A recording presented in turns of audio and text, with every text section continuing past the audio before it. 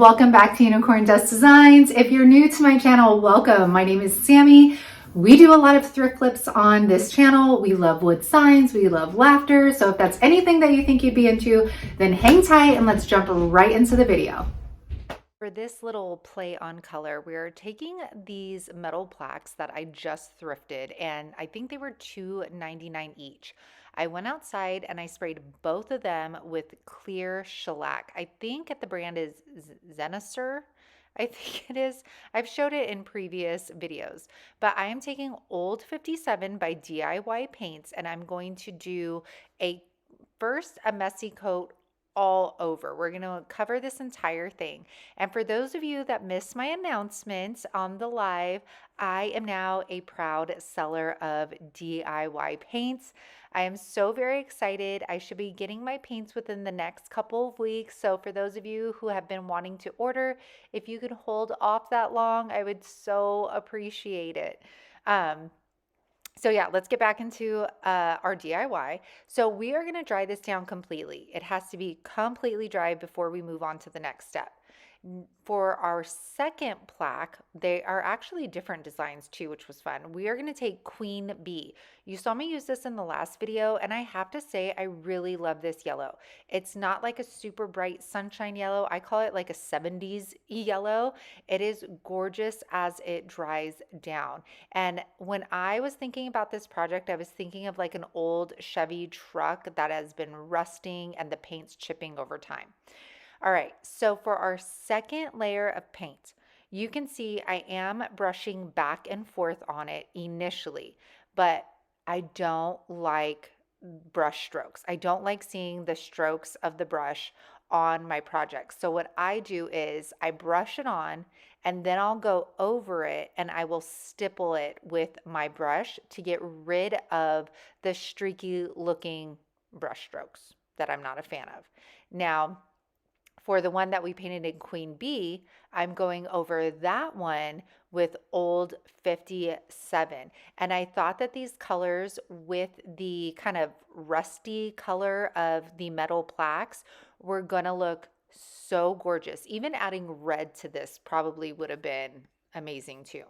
Now, DIY paints are clay based, so until you seal them, they will be reactivated with water. So to clean the backs of these, I just take a baby wipe and I am easily able to clean these right off. All right, this next step, this is the tedious step. You guys, this took me 2 hours to do both of these plaques. You are gonna get a baby wipe or a microfiber cloth, an old t-shirt, and you are gonna wet it and you are gonna start distressing it down. Now, the more pressure you put down onto the paint, the more layers you're going to take off. So you can see where I've put a lot of pressure is where you see that metal coming through my paint. Where I put light pressure, that is where that Old 57 is starting to peek out. You want to do this with all of your high spots.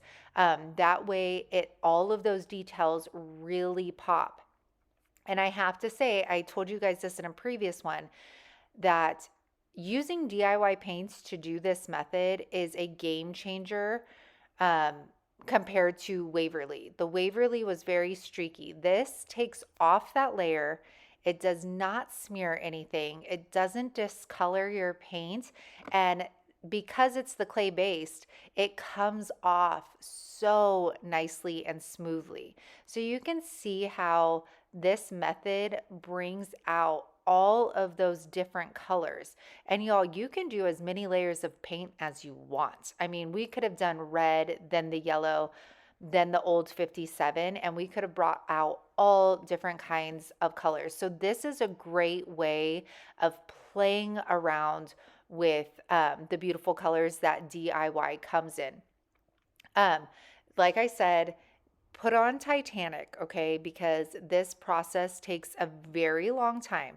Now, this is very strenuous on your fingers. So if you are somebody that has arthritis or anything, I suggest getting a mister and misting sections of it and then wiping it back with a microfiber cloth or an old t-shirt. It won't be as strenuous on your hands if you do it that way.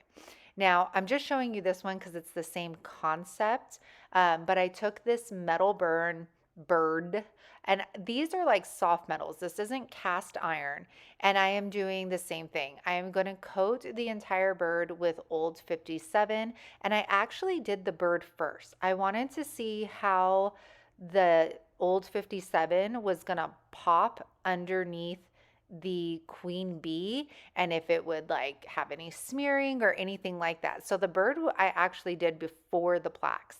Once I dried that, I went in with the queen bee and then I stippled that on all over the bird. I didn't like try and get full coverage or anything like that because I did not mind if bits and pieces were sticking out from the metal and the Old 57.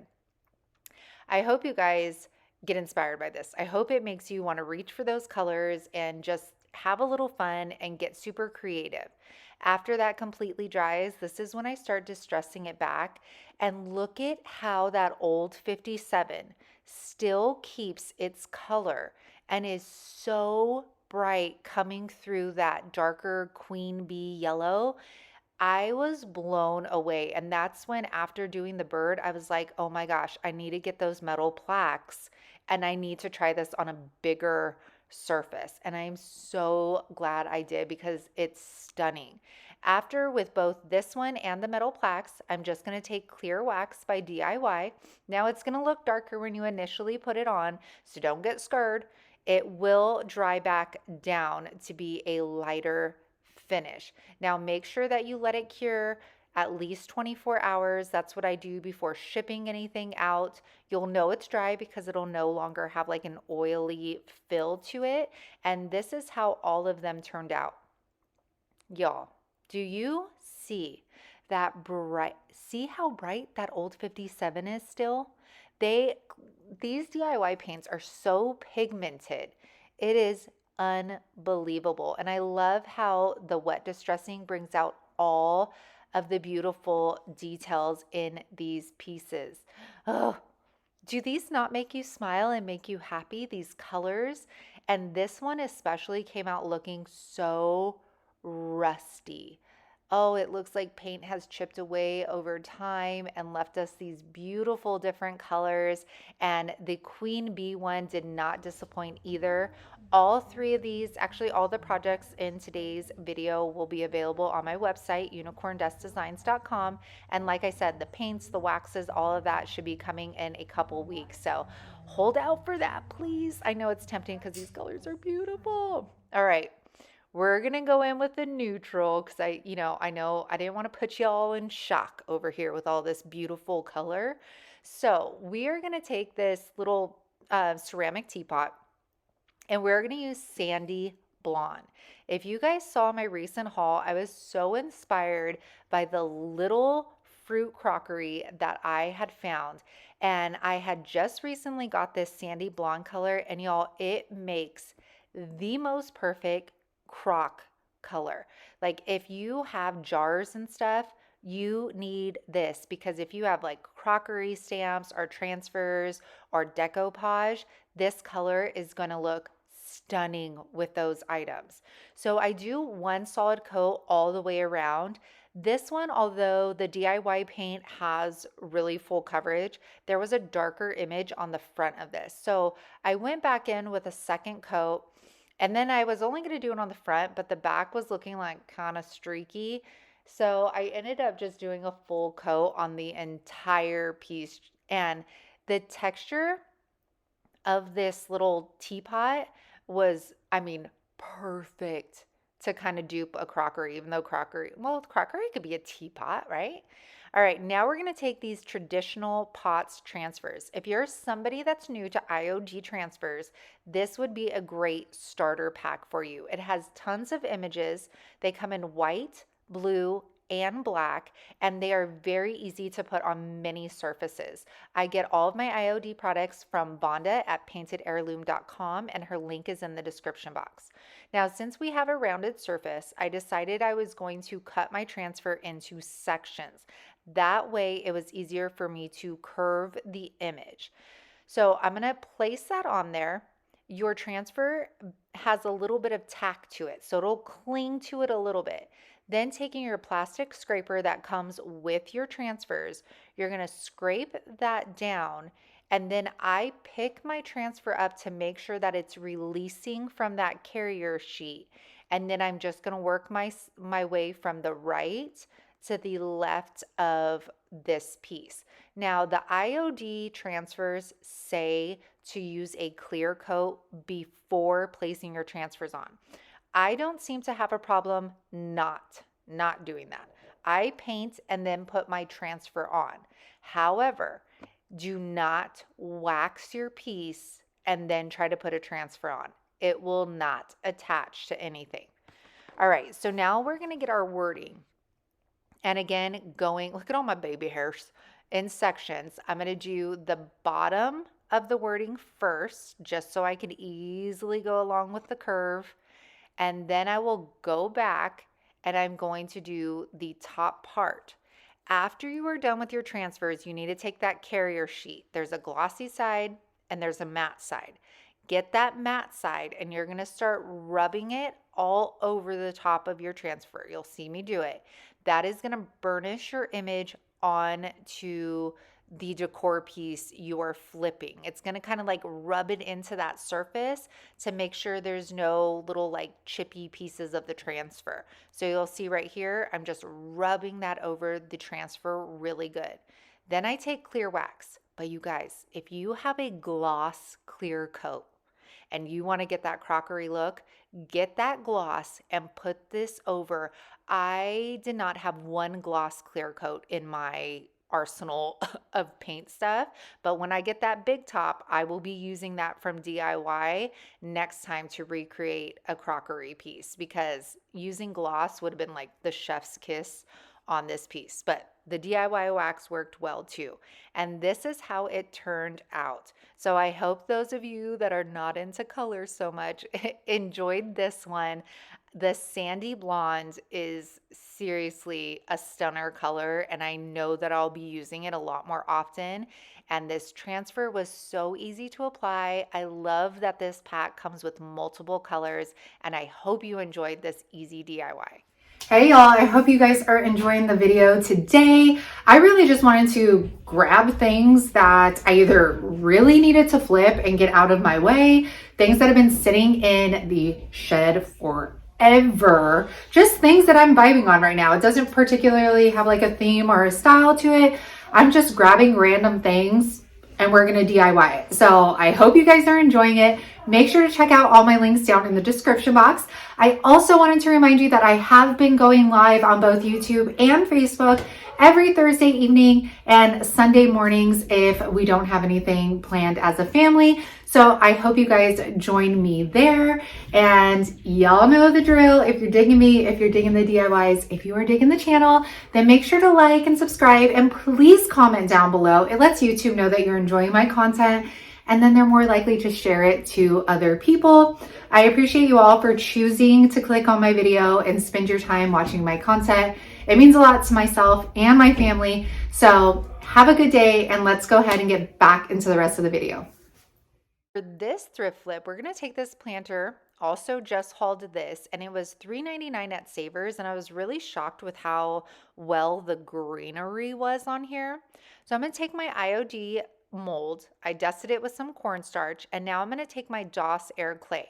Now, at first I told you guys I did not like this stuff, but I am starting to love it. You just have to work it in your hands and get it like warm first, and then it becomes a lot more pliable and easy to manipulate and use.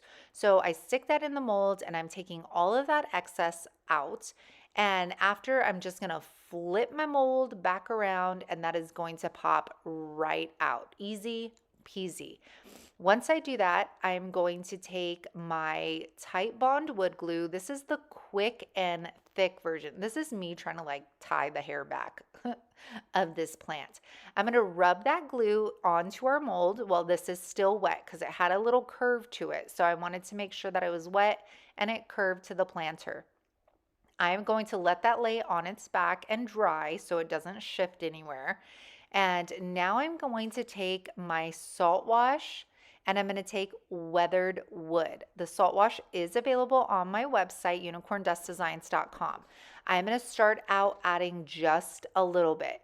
With this piece, I want to achieve a very light concrete look. I don't want a crazy amount of texture like you've seen me do in the past. So I'm just going to mix the salt wash in, and it's going to thicken up.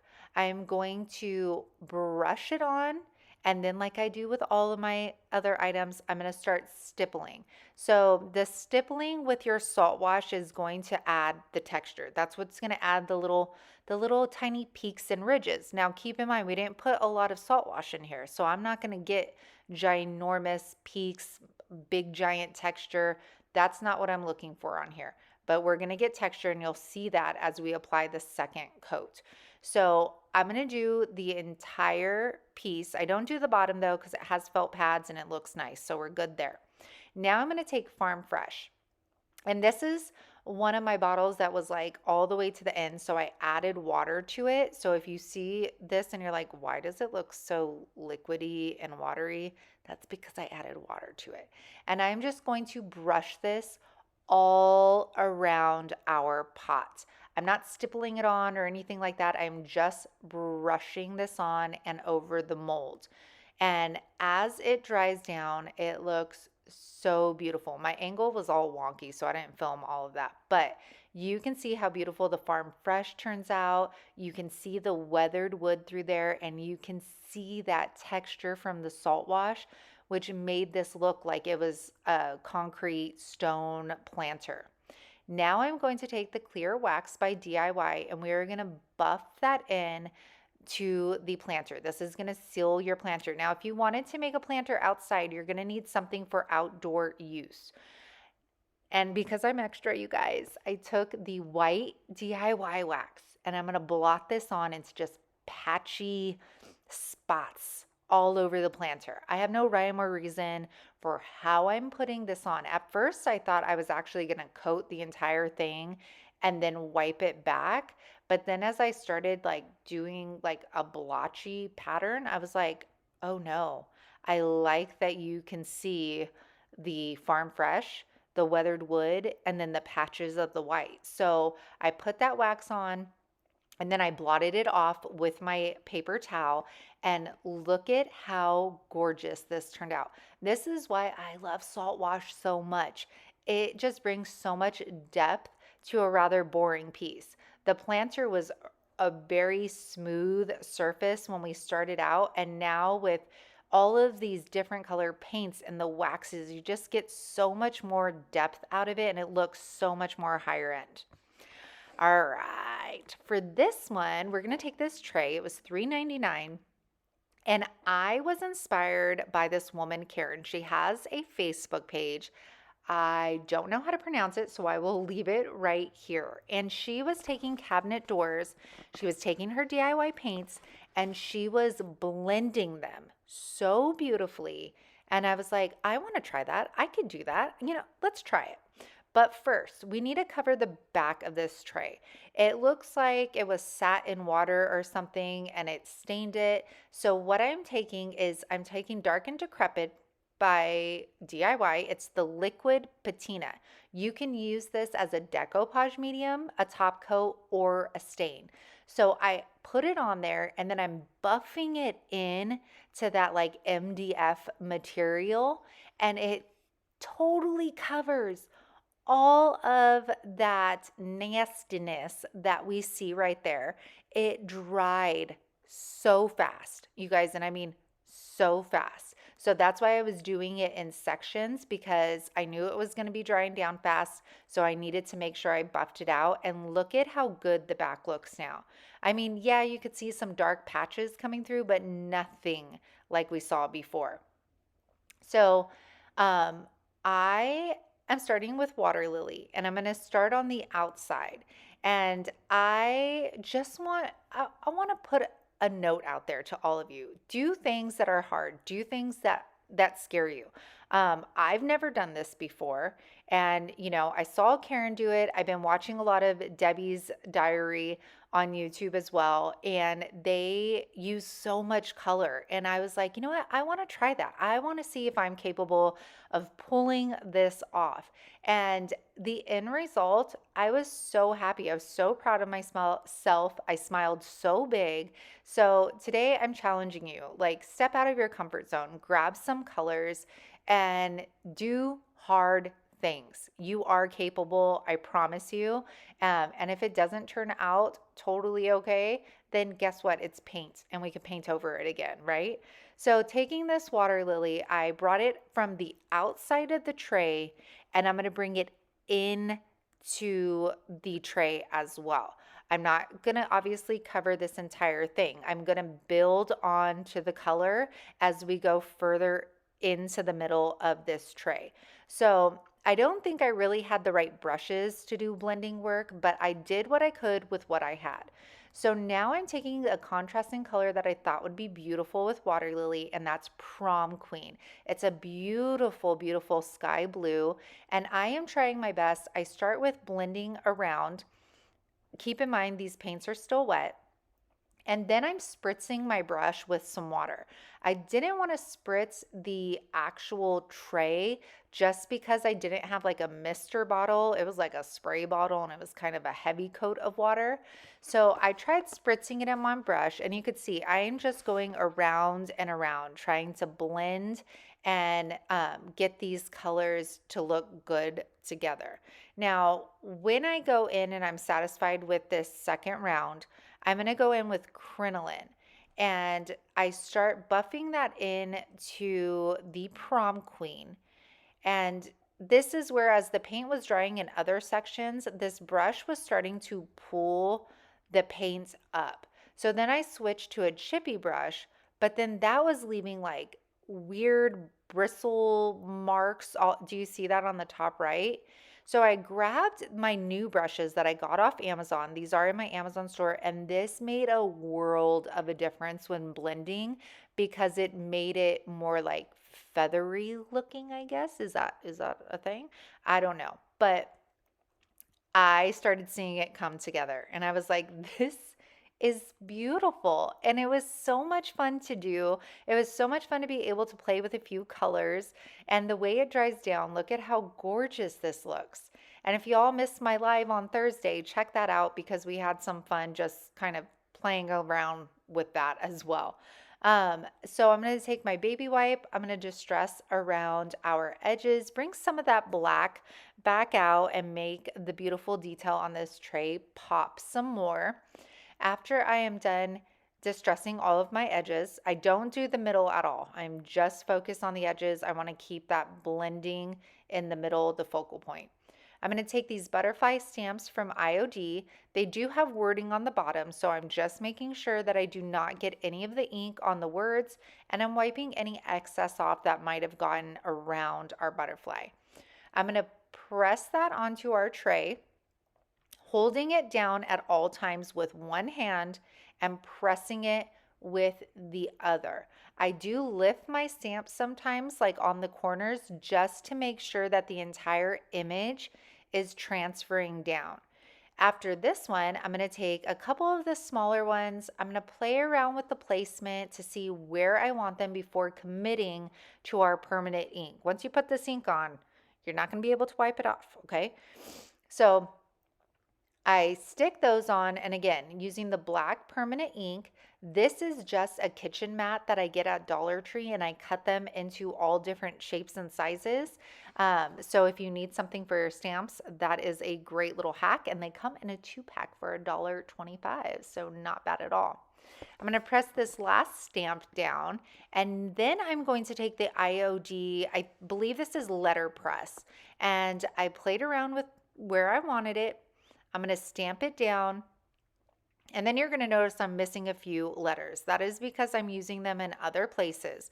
But what we're going to do is we're going to take that back off, and then I'm going to wipe my stamps clean, and then I'm going to move my letters that I need into place. Now, usually I would just remove all the stamps and then just put the L and the Y, but I wanted to make sure that I put it in the right split, the right space. I don't know what I'm saying, spacing to the exclamation mark. And then you only want to put the ink on those 2 letters, nothing else. Sorry about my big head in the way. So I put that down and then I did not show it, but I waxed it with clear wax by DIY to seal the entire piece. Didn't have to put the wax on the bottom though, because we have dark and decrepit. And this is how this beautiful tray turned out. Look at how beautiful. I mean, it might not be the best blending job in the whole wide world, but you know what? It was my first time and I'm really proud of myself. And again, I hope this video inspires you guys to think outside the box, to try new things, to have fun with colors, and just experiment with your paints. I hope you guys have an amazing Saturday. Thank you for spending such a long time with me. I know this video was long, and I should be seeing a lot of you guys on Sunday at the live. Bye. It's a start. All right. We're starting. I just need to go look for more things to fill it up with. Don't know if I like it off-centered or maybe like, no. That looks weird. It's like, why would the window be there then, you know? I don't know. I'll have to play around with it some more. Let's get started, okay?